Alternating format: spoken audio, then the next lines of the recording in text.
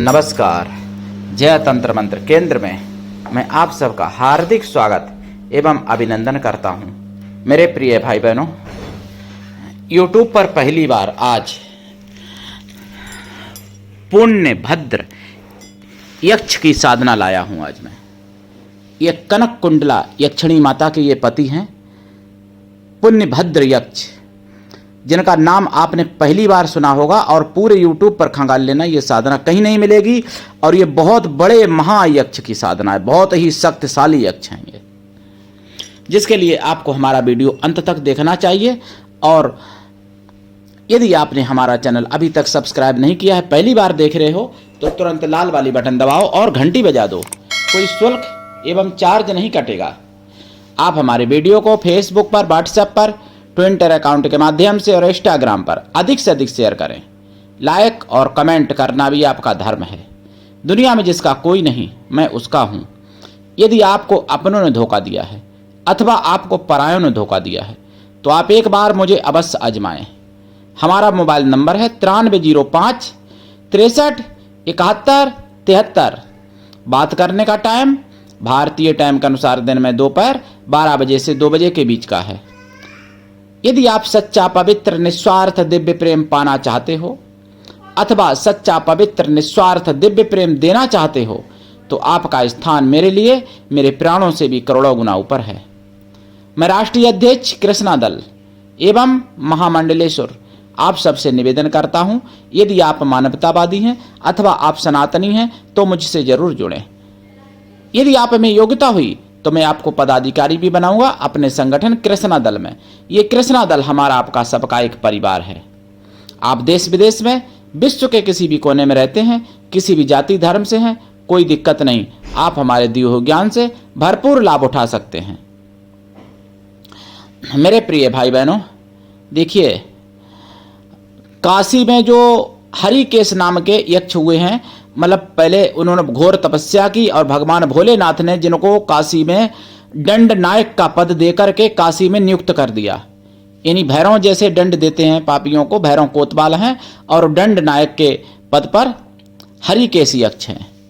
उन्हीं के ये माता पिता हैं कनक कुंडला यक्षिणी और पुण्यभद्र यक्ष। स्कंद पुराण में जिनका नाम है। पूजा पद्धति इनकी मुगलिया शासन में नष्ट कर दी गई थी। मुगलिया शासन में बहुत ज्ञान, विज्ञान और बहुत ही सब कुछ नष्ट किया गया। उसी के चलते ये पुण्यभद्र यक्ष की साधना भी नष्ट हो गई थी, जो आज मैं लाया हूं।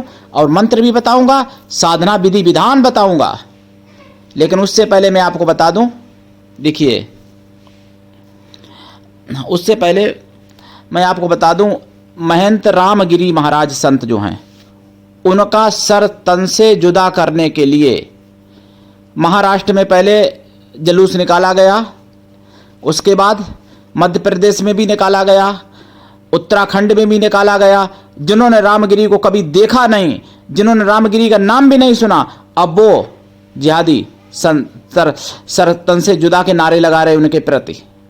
आप समझो, सेकुलर हिंदू हो, तुम उनके लिए मारने लायक हो, चाहे तुम सेकुलर हो, चाहे तुम, वो नहीं पूछेंगे तुम्हारे, जब तुमको मारने का नंबर लगाएंगे कि तुम पंडित हो, कि तुम चमार हो, कि तुम मेहतर हो, कि तुम वाल्मीकि हो, कि तुम धोबी हो, कि तुम धानुक हो, या कि तुम वैश्य हो, कि तुम क्षत्रिय हो, वो कुछ नहीं पूछेंगे। उनकी नज़र में तुम काफिर हो तो तुम काफिर हो, बस ऐसे समझ लो मेरे प्रिय भाई बहनों। तो इसलिए जागो। और मुझे पता चला सुदर्शन चैनल पर पता चला मुझे, जागो में ये। और दूसरी बात ये भी पता चली है, ये जन्माष्टमी के दिन पता चली, 26 अगस्त 2024 को मध्य प्रदेश में किसी ने अपनी पहचान छुपा के और किसी युवती के साथ बलात्कार किया और बंदूक की नली के बल पर बलात्कार किया। तो देखिए, पहली बात तो मेरी एक बात मैं ये कहना चाहूँगा माताओं बहनों से कि अपने पति से ही संतुष्ट रहें। अगर कुंवारी हैं तो पति प्राप्ति के लिए माँ बाप और वैसे भी जान पहचान के ही विवाह करें। ऐसे विवाह ऐसे दोस्ती करें क्यों? दोस्ती ना करें। अगर दोस्ती ना की होती तो फिर वो आपस से पहचान छुपा के फिर आपके साथ बलात्कार क्यों करता? पहली बात तो ये सोचने वाली बात है। और दूसरी बात, भली भांति उसको जान परिचय पूरी जानकारी कर लें। माता सावित्री ने पहली बार देखा था सत्यभान को और पहचान लिया था कि ये मेरे पति हैं और यही मेरे पति होने योग्य हैं, जबकि वो राजा की पुत्री थी। और सत्यभान उस समय तो लकड़ा थे, राज्य छिन गया था, माता पिता अंधे थे, उनकी सेवा कर रहे थे वो बेचारे नेत्रहीन माता पिता की। तो ऐसा विवेक से काम अगर लें, ऐसा विवेक आएगा कहाँ से? जब अच्छे शास्त्रों को पढ़ोगे, जब अच्छे वेद पुराण पढ़ोगे, 18 पुराण पढ़ोगे, रामायण गीता पढ़ोगे, तब ऐसा विवेक आएगा, तब आपके साथ धोखा नहीं होगा।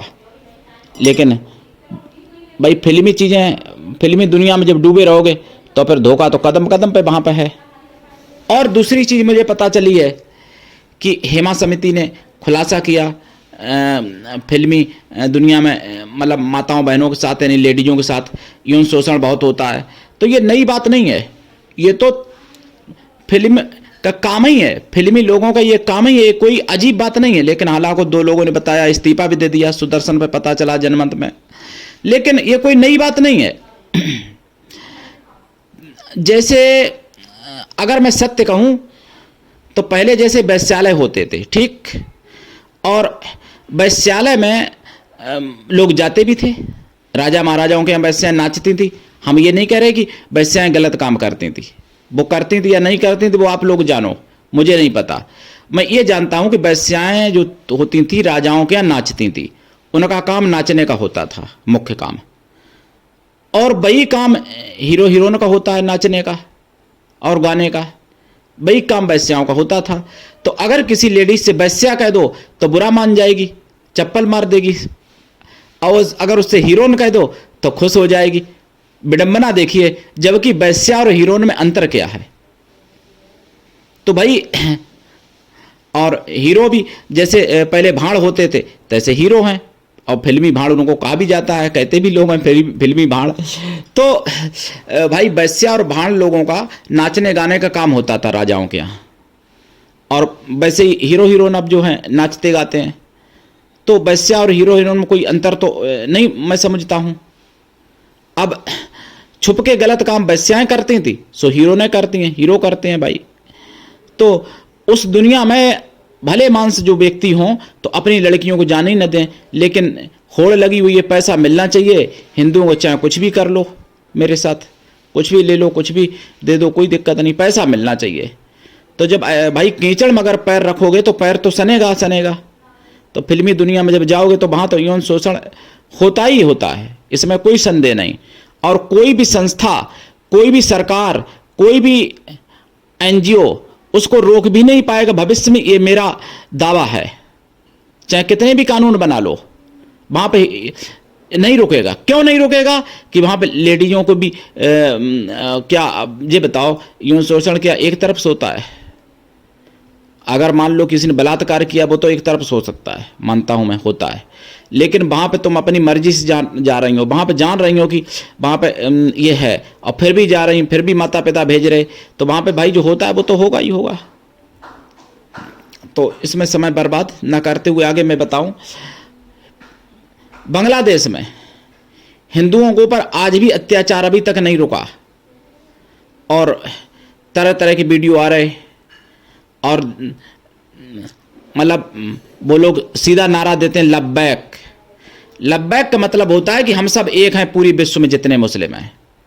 लेकिन आप लोग सेकुलर हिंदुओं, क्या बताऊं, कुछ सुअर हिंदू ऐसे हैं, उनको लगता है कि अरे ये काम दूसरे का है, हम क्यों करें। कोई ज़्यादा सेकुलर बन जाते हैं हाईलाइट होने के लिए, तो बजरंग दल की बुराई करेंगे, कोई विश्व हिंदू परिषद की बुराई करेंगे, तो कोई आरएसएस की बुराई करेंगे, तो कोई मोदी की बुराई करेंगे, यहाँ तक कि कोई तो सुअर के बच्चे तिरंगे तक की बुराई कर देते हैं, भारत माता की बुराई कर देते हैं हिंदू, केवल हाईलाइट होने के लिए। हाईलाइट होने के लिए कुछ सुअर हिंदू ऐसे भी हैं कि मुसलमानों की बिष्टा तक खाने को तैयार हो जाते हैं और खा लेते हैं। तो मैं क्या बताऊं, तो ऐसे शुगर सेकुलर हिंदुओं का ही नंबर पहले आएगा, ये कन्फर्म है। और देखिए, मैं किसी धर्म की, किसी मजहब की बुराई नहीं करता, मैं अब वो बात कह रहा हूं। ये बताइए, रामगिरी तुम्हारा क्या बिगाड़ने आए भाई? रामगिरी महाराज, जिनके लिए तुम सर तन से जुदा के नारे लगा रहे हो, रामगिरी ने तुमको कौन सी गालियां दी? अगर बांग्लादेश में हिंदुओं के ऊपर अत्याचार हो रहा है तो उसका अगर विरोध कर दिया किसी हिंदू ने तो उसने कौन सा बुरा कर दिया? लेकिन उसको काउंट करने के लिए हिंदुओं ने रैली निकाली थी ना, एक दो भारत में, बांग्लादेश के हिंदुओं के पक्ष में, तो उनको काउंट करने के लिए, उनको निशाना बनाने के लिए रामगिरी का बहाना लिया गया है। बात यह है। और धमकी भी दी है कि तुम्हारे घर में बांग्लादेश बना देंगे, किसी ने कहा तुम्हारे मोहल्ले में बांग्लादेश बना देंगे, ऐसे कई हिंदुओं को धमकी भी मिली है भारत में मुसलमानों की तरफ से। तो उसको हम क्या कहें? उसको क्या भला कहेंगे? लेकिन कुछ सेकुलर हिंदू भला कहेंगे। वो तो कुछ तो ऐसे सुअर हिंदू हैं कि जब उनकी माँ बहनें के साथ वही सब कुछ हो रहा होगा जो बांग्लादेश में हो रहा, तब भी वो भला कहेंगे, ऐसे समझ लो आप। लेकिन कुछ ऐसे हैं जो कि अपनी बारी का इंतजार कर रहे हैं कि अरे जब मेरे घर पे होगा तब देखे जाएंगे। तब तुम कुछ करने लायक नहीं रहोगे, तब केवल सामने पिट रहे होगे, बंधे होगे, तड़प रहे होगे, कोटे जा रहे होगे, और तुम्हारी माँ बहन के साथ एक एक के साथ, बांग्लादेश में 140 ने किया बलात्कार एक हिंदू बहन के साथ, जब तक वो मर नहीं गई तब तक करते रहे। लेकिन तब तो संख्या अभी तब के बाद अब संख्या बढ़ी रही है दिनों दिन। तो तुम्हारी बहन के साथ 280 बलात्कार करेंगे, तुम्हारी मां के साथ, तुम्हारी बेटी के साथ 300 बलात्कार करेंगे, मरने के बाद सबके साथ भी करेंगे, तुम्हारी बहन के, बेटी के, मां के, पत्नी के, और तुम तड़प रहे होगे और फिर तुमको बाद में मार दिया जाएगा। ये सब दिखाने के बाद जागो हिंदुओं, जागो। मुझे तुम्हारी चिंता है, तुम पर दया आती है सेकुलर हिंदू, इसलिए मैं ये सब कह रहा हूं। मुझे तो कोई दिक्कत नहीं, मैं तो देखो खाना पीना रहना सोना सब हो सकता है मेरा, और हो भी रहा है और आगे भी होगा। अगर मान लो गजबा हिंद हो जाए मुसलमान, पहली बात तो ईश्वर ना करे ऐसा हो, लेकिन तुम्हारे कर्मों से होना निश्चित है, तो अगर मान लो हो भी जाए गजबा हिंद, तो भी मुझे कोई वो नहीं आएगी मेरे ऊपर आंच, क्योंकि मुझसे तो देखो बड़े बड़े मुस्लिम भी जुड़े हैं और हिंदू भी जुड़े हैं, ईसाई भी जुड़े हैं, सिख भी जुड़े हैं। किसी का शासन आ जाए भारत में, लेकिन गुरु की कृपा से मेरे ऊपर आंच नहीं आने वाली, ये बता दूं आपको। लेकिन मैं तुमको सावधान करने के लिए, सेकुलर हिंदुओं, तुम्हारी माँ बहन, बेटी, बच्चियों की, पत्नियों की तुम्हारी इज्जत बची रहे और तुम भी बचे रहो, इसलिए मैं तुमको बता रहा हूं। बांग्लादेश में भी तुम्हारे जैसे सेकुलर भाई भाई करते थे, और 47 तक बांग्लादेश भी भारत का हिस्सा हुआ करता था, जहां आज हो रहा है। कश्मीर से भी भगा दिए गए पंडित, उनको तो भूला नहीं जा सकता। और फिर भी अगर आप नहीं जाग रहे हो तो आप अपनी बारी का इंतजार करो, देखना तुम्हारे साथ इससे भी खराब, इससे भी बदतर, इससे भी भयंकर होने वाला है। 10 साल में, 5 साल में, किसी के साथ 15 साल में। तो इसलिए मैं तुमको जगा रहा हूं मेरे प्रिय भाई बहनों। अब मैं आपको बता दूं पुण्यभद्र यक्ष की साधना। देखिए, ये यक्ष मारण, मोहन, वशीकरण, आकर्षण, स्तंभन, उच्चाटन सब कुछ करते हैं, और ये भगवान शिव के परम भक्त हैं। और इनकी साधना में शिव का, पूरे परिवार का पूजन करना पड़ता है। इनकी साधना में आपको शाकाहारी रहना पड़ेगा। अगर आप मांसाहारी हैं तो पहले शाकाहारी हो जाना, शाकाहारी आजीवन रहना पड़ता है। साधना काल में ब्रह्मचर्य व्रत रखना पड़ेगा, और एक टाइम भोजन और भूमि शयन परम आवश्यक है साधना काल में। अगर भोजन फलाहार कर सकें तो फलाहार करें, नहीं तो फिर एक टाइम भोजन करें इनकी साधना में। और साधना काल रात्रिकालीन है। साधना काल में देसी गाय के घी का दीपक जलाएं और खोया की मिठाई का प्रसाद रखें। साधना इनकी जो है सोमवार से प्रारंभ करी जाएगी, या फिर किसी भी पर्व से कर सकते हैं, जैसे होली, दिवाली, नवरात्रि, ग्रहण, रवि पुष्प, गुरु पुष्प, सर्वार्थ सिद्धि योग, संक्रांति, जन्माष्टमी, राधाष्टमी, ऐसे से भी कर सकते। लेकिन सोमवार दिन अगर होता है, कोई अगर पर्व ना मिले, सोमवार से कर सकते हो आप इनकी साधना। जाप 1.25 लाख है कम से कम। जाप का 10 हवन करना पड़ता है, हवन का 10 तर्पण करना पड़ेगा, तर्पण का 10 मार्जन करना पड़ेगा, और मार्जन का 10 पवित्र ब्राह्मणों को या फिर पवित्र साधुओं को भोजन करा देना, या फिर उतने बैलों को भोजन करा देना। जो बैल होते हैं उनको करा देना, अगर कोई ना मिले तो। साधु किसी भी जाति बैल के हों, कोई दिक्कत नहीं। उतने बेटों को भी, बच्चों को भी, छोटे छोटे बच्चों को भी भोजन करा सकते हो, वो भी किसी भी जाति बैल के हों, कोई दिक्कत नहीं। लेकिन साधु या बच्चे जो भी हों वो मन से तन से पवित्र हों और शुद्ध शाकाहारी हों, किसी भी जाति के हों, कोई दिक्कत नहीं। पुण्य भद्र यक्ष की कृपा से पाप नष्ट होते हैं, पुण्य की प्राप्ति होती है, और ये बहुत बड़ी शक्तिशाली यक्ष हैं। इनकी कृपा से आप सब कुछ प्राप्त कर सकते हो क्षण मात्र में। ऐसी साधना है, जब साधना कर लोगे तब प्राप्त कर लोगे, ऐसा नहीं कि अभी प्राप्त कर लोगे क्षण मात्र में। जब साधना कर लोगे, जब सिद्ध हो जाएंगे, जब आपको वचन दे देंगे, आप इनसे वचन ले लोगे, फिर क्षण मात्र में जो आप कहोगे वो करके दिखाएंगे, और जो सामान कहो वो लाके भी देंगे, सामान कुछ भी, सोना रुपए हीरा मोती जो कहोगे। लेकिन गलत काम नहीं करते, किसी की चोरी नहीं करेंगे, वो वहां से लाके देंगे, भगवान के मतलब कुबेर के खजाने से लाके देंगे। यक्षों के पास, इनके पास भी कमी नहीं होती, अपना ही धन दौलत देंगे, जमीन का गड़ा हुआ उखाड़ के दे देंगे लाके, इस तरीके से देंगे लाके आपको। या कहीं गोदाम वगैरह है, नंबर 2 का पैसा भरा हुआ है, वो दे सकते हैं लाके, इस तरीके से करते हैं ये काम। लेकिन उसमें शर्त रहती है कि उसमें से जो अगर ये लाके देते हैं तो आधा दान करना पड़ता है, आधा, और आधा दान भी करना पड़ता है अच्छी जगह पर। ऐसा नहीं कि आपने गए, आपने मतलब हीरो हीरोइन बुला लिए, अपने घर पर नचा दिया, वो दान नहीं हो जाए, वो पाप होगा। आपने जो है गए वहाँ पे मजार पे या चर्च पे, वहाँ पे बांट दिए, तो वो पाप है, वो दान नहीं होगा।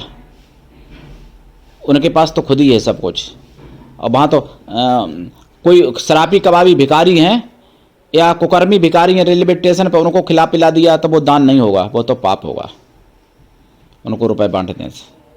दान सुपात्र को करोगे वो दान माना जाएगा।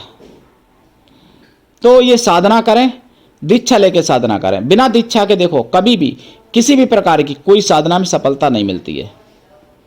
और गुरु भी ऐसा होना चाहिए जो शिष्य से कुछ भी ना ले, शिष्य भी ऐसा होना चाहिए जो गुरु को सब कुछ दे और पूर्ण समर्पण भाव रखे। कुछ विधि हम इसकी यहाँ पे सार्वजनिक नहीं करते हैं, गोपनीय विधि है कुछ, तो वो दीक्षा के समय बताएंगे, मंत्र बता देता हूँ, लेकिन विधि दीक्षा के समय बताएंगे जो दीक्षा लेंगे भाई बहन उनको। इनका यंत्र भी जरूरत पड़ता है, इनके मंत्रों से संस्कारित माला होनी चाहिए। माला इनके मंत्रों से प्राण प्रतिष्ठित की जाती है। पुण्य भद्र यक्ष के मंत्र है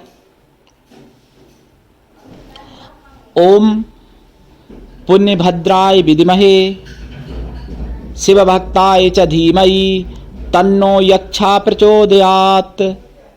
और दूसरा मंत्र है ओम ह्रीं क्लीं श्रीं पुण्य भद्राय यक्ष रूपाय आगच्छ होम फट। यह मंत्र है। और भी कई मंत्र इनके, लेकिन दीक्षा लेके साधना करें, ध्यान रखना। बिना दीक्षा के कभी कोई साधना में सफलता नहीं मिलती। अब विधि दीक्षा लोगे तब बताऊंगा पूरी। तो करिए साधना और जागिए और दूसरों को भी जगाइए। जागते रहिए और सावधान रहिए और हिंदुओं की संख्या बढ़ाइए। और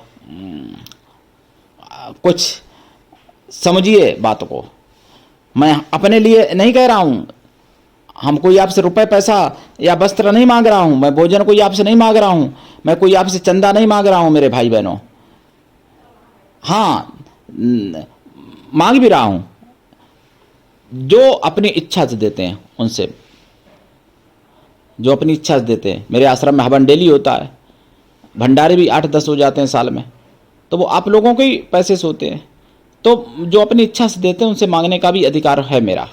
लेकिन वैसे मैं सार्वजनिक आप लोगों से कुछ नहीं मांग रहा, केवल यही मांग रहा हूं कि आप जागिए और हिंदुओं को जगाइए। बस अपनी माँ बहन बेटियों को बचाइए, क्योंकि वो आपकी जो माँ बहन बेटियां हैं, आपकी पत्नी हैं, वो हमारी माता, हमारी बहन, हमारी भी पुत्रियां हैं। ऐसे समझो, मैं इसी परिवार की तरह आपको मानता हूं, इसीलिए ऐसा मैं आपसे कहता हूं बार बार। और उसमें आप लोग कुछ गालियां भी देते हैं, सेकुलर हिंदू कमेंट करके, कुछ फर्जी नाम से आ जाते हैं, गधे भी शेर की खाल ओढ़ के। वो गालियाँ देते हैं, कभी कुछ कहते हैं तो कभी हिंदू नाम बताएंगे, तो कभी फिर जब उनको जवाब मिल जाए तो वो कहेंगे मैं माता जी हूँ, मैं लड़की हूँ, फिर कॉल भी नहीं करेंगे जब उनको नंबर है। मतलब पहले भाषा लड़कों की बोलेंगे, फिर जब जवाब मिल जाएगा तब बाल पट कर कहेंगे हम लड़की हैं, पता नहीं क्या क्या बन जाते हैं जिहादी लोग। लेकिन आप लोग नहीं समझ पाते हो भाई, हम क्या बताएं, समझना चाहिए आप लोगों को, जागना चाहिए। तो शत्रु आपसे ज़्यादा समझदार हैं, वो हमारे चैनल को समझते हैं कि ये चैनल एक दिन विश्व में जिहादियों की मतलब मौत बन जाएगा। वो समझते हैं अगर इस चैनल को आगे बढ़ने दिया तो ये चैनल जो सनातन के दुश्मन हैं, जो मानवता के दुश्मन हैं, उनकी मौत बन जाएगा। इसलिए वो चैनल को बार बार फ्रीज करवाते हैं, मोनेटाइजेशन ख़त्म करवा दिया। लेकिन आप हिंदू इतने मूर्ख हो कि आप नहीं समझ पाते हो, क्योंकि हिंदुओं को मूर्ख बनाना बहुत सरल है, इसलिए मूर्ख बन जाते हो और हिंदू की भाषा को नहीं समझते हो।